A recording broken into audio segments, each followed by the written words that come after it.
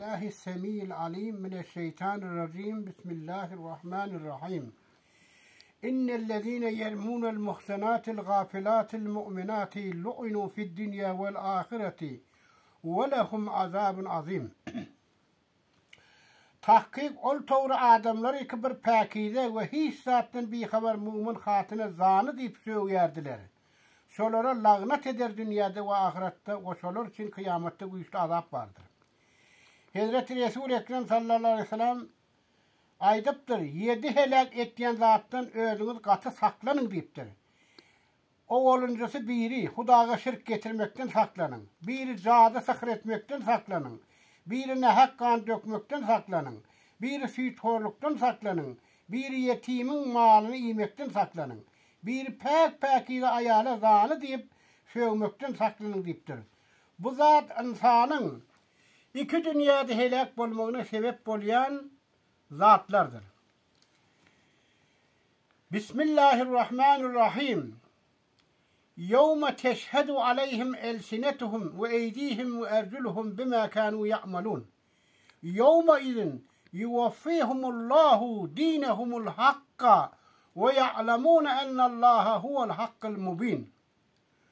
Ol günde, kıyamet günde şolun alayhine öz dilleri ve elleri, ayakları eden emellerine şahit bulur. Na'udzubillah.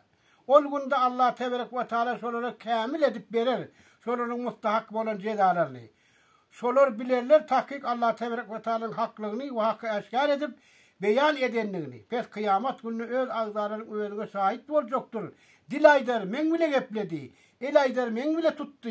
Ayak aydar men bile yöredi deyip. Pes Müslüman adam gayret etmeli. Şu zatları özün peydasına, özün nefine şahit edecek bolur.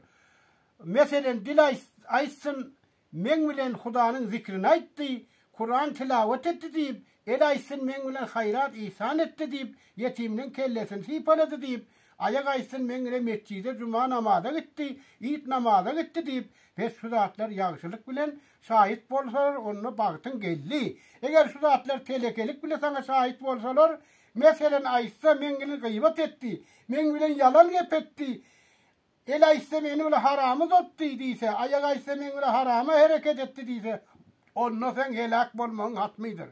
Pes şu zatların barasına dikkatli bolun ey Müslüman da onlar, ey erkek de onlar, ey ayarlı onlar, ey kız da onlar.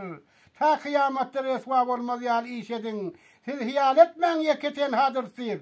Sizin vücudunuz Hudan leşkeridir. Sizin tamam harekatınız, amalınız, güftarınız hemmesin hesap edilgi, sevk edilgidir. Allah Teala görüp durur aynada görünüyor. Ne mi? Gizlep etseniz hem, görüp etseniz hem, hemmesin bilyendir.